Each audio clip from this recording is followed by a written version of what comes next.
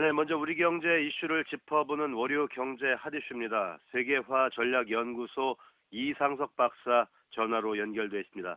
네, 이상석 박사님 안녕하세요. 네, 안녕하십니까.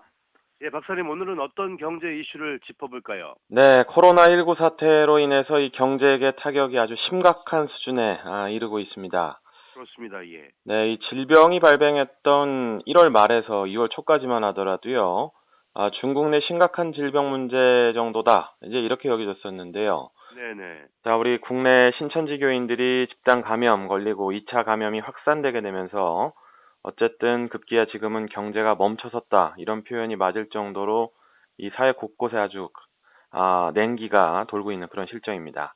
맞습니다. 예. 네, 오늘은 이 대한민국 내 코로나19 확산 이후에 달라진 경제적 상황을 다각도로 좀 짚어보겠고요. 이 점검해보는 그런 시간을 가져보도록 하겠습니다. 예, 예. 정말 뭐 큰일인데요. 뭐 일상이 무너졌다고 해도 과언이 아닌데요. 그렇습니다. 대구 경북에서 시작된 감염이 전국적으로 확산되면서 그 국민들의 공포심이 정말 극에 달한 것 같아요. 맞습니다. 이 경제에서 가장 큰 영향을 주는 마지막 단계가 이 심리 부분인데요. 네, 이 부분이 지금 완전히 큰 타격을 입고 있다 이렇게 볼 수가 있겠습니다. 네, 네, 최근 몇 년 동안에 기억에 남는 위기들이 있었습니다. 뭐 가깝게는 미국과 중국의 무역 전쟁이라든가 예, 일본과의 경제적 갈등 이런 이슈 있었죠. 네, 네, 조금 더 멀게 본다면은 세월호 사태라든가 뭐 메르스 사태 이런 것들이 이제 대한민국 경제에 큰 영향을 줬던 이벤트들이었었는데요. 그렇죠, 예, 자, 이렇게 질병에 의해서 이 단일 사태로는 제가 봤을 땐 이 코로나19에 의한 이 부분이 가장 경제적 타격이 큰 이슈가 아닐까 이렇게 생각될 정도로 경제 전반에 커다란 영향을 주고 있는 것으로 보입니다. 네, 네, 자, 올해 1월경에 중국 우한 지역에서 이 코로나19가 발생했을 당시에 제가 방송을 통해서 이 질병이 대한민국에 확산될 경우에 경제 전체가 마비될 수도 있다 이렇게 우려감을 표한 적이 있었었는데요.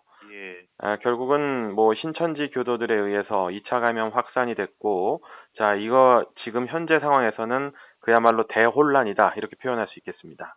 그렇습니다, 예. 뭐 정말 어려운 상황이 계속되고 있는데요. 그렇습니다. 그만큼 상황이 심각하게 흐르고 있다는 것일 텐데요. 그 네, 코로나19는 우리 생활에 정말 큰 영향을 준 사건이 돼버렸어요, 이제. 그렇습니다. 자, 이 코로나19 사태가 사회 전반으로 확산이 되게 되면서, 많은 사람들의 생활 패턴을 바꿔놓게 됐습니다. 네네. 우리 청취자 여러분들께서도 보시면 매일 아침마다 또는 저녁마다 이 지자체 기관으로부터 수신되는 문자 메시지 받으신 기억이 다 있으실 텐데요. 네네. 저도 받고 있습니다. 예. 네, 이때마다 얼마나 마음이 철렁합니까? 뭐 이런 좀 문화들이 좀 생겨났다라고도 볼 수 있겠고요. 예, 예. 또, 이렇게 오랜 시간 동안 집에서 생활한 적이 있나, 이렇게 싶을 정도로 정말 예. 외출을 자제하고 자택에서 시간을 보내는 국민들이 점점 많아지고 있습니다. 맞습니다. 예. 네, 우스갯소리로는 확진자가 아니라 살이 확진자, 이렇게 해서 아, 확진자라는 얘기도 굉장히 그래요. hin트어로 나올 정도입니다. 어, 자, 이렇게 국민들의 활력이 이제 줄어들게 되면서요. 소비는 온라인 시장이나 배달 시장, 이렇게 모바일 시장으로 집중이 되게 되고 있고요. 네. 매장이나 점포로 인해 관리되는 오프라인 시장은 그야말로 역대급의 혹한기를 맞이하고 있는 그런 상황입니다. 네, 뭐 정말 자영업자분들 걱정인데요. 네, 뭐 올겨울이 뭐 기온상으로는 역대급으로 따뜻한 겨울이라고 하는데 뭐 그렇습니다. 경제 면에서는 또 역대급으로 추운 겨울이 될 것 같네요. 그렇습니다.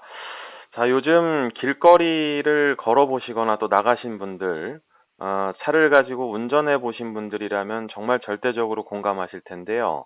네. 유동인구 자체가 아주 크게 줄어든 상황입니다. 예, 예. 사실 이런 적이 있었나 싶을 정도인데요. 자, 흔히 사람들이 몰려 인산인해를 이루던 대박 맛집들도요, 매출이 절반 이상 줄었다. 이런 통계가 굉장히 줄을 잇고 있고요. 네. 네, 이 평범한 자영업의 경우에는 매출이 10분의 1로 줄어든 경우가 일반적이다. 이런 이야기도 나오고 있습니다. 네, 네. 자, 어찌되었든 그야말로 엄청난 빙하기를 현재 겪고 있는 그런 상황입니다. 상황이 이쯤 되니까요. 정부가 자영업자의 어려움을 지원하기 위한 뭐 다양한 제도적 방안들을 좀 내놓고 있는데요. 네, 네. 특히 정부가 지난 4일에 이제 임시 국무회의를 연 다음에 11조 7천억 정도 규모의 이 코로나19 추가 경정 예산안을 확정 의결했고요. 5회 이제 국회에 제출을 했습니다. 네. 자, 이에 대해서 이제 홍남기 경제부총리가 추경으로 끝나지 않을 것이고 필요하다면 그 이상의 대책도 강구할 것이다. 이렇게 밝히기는 한 상황입니다. 네네.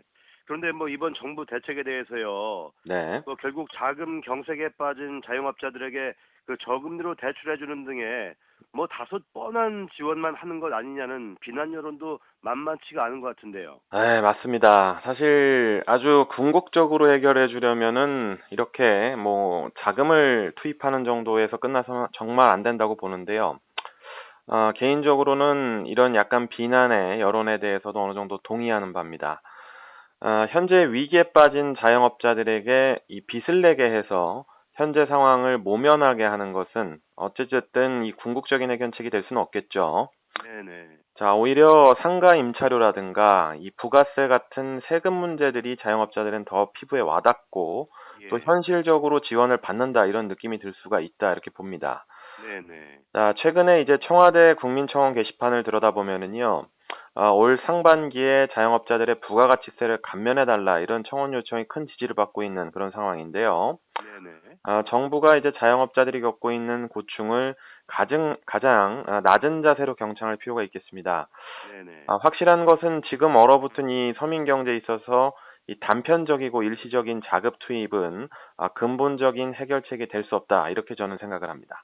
예예. 뭐 정말 걱정인데요.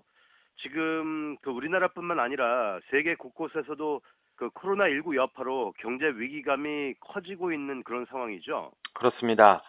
자, 일단 이 세계 공장이다 이렇게 불렸던 중국이 여전히 과거와 같은 수준으로 지금은 돌지 못하기 때문에 문제가 네. 커지고 있는데요. 네네. 연쇄적으로 이 여파가 세계 각국에서 피부에 와닿게 이제 느껴지기 시작하고 있습니다. 네.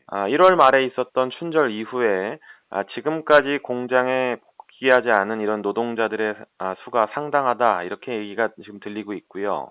네. 가동률도 떨어지고 있다라는 얘기인데요. 그렇겠죠. 예. 네, 이 중국 정부에서는 이런 문제를 극복하기 위해서 위험을 무릅쓰고 현장에 복귀하는 노동자들에게 인센티브를 준다 이런 다양한 동기부여책을 고려하고 또 실행하고 있지만 네. 질병이 완전히 제압되기 전까지는 현장으로 복귀하는 노동자들이 많지 않을 것으로 보이기 때문에 네. 지금 같은 문제들이 장기화될 가능성이 굉장히 높습니다. 네. 상황이 이쯤 되니까 이제 실물 경제 타격으로 이어지고 있죠.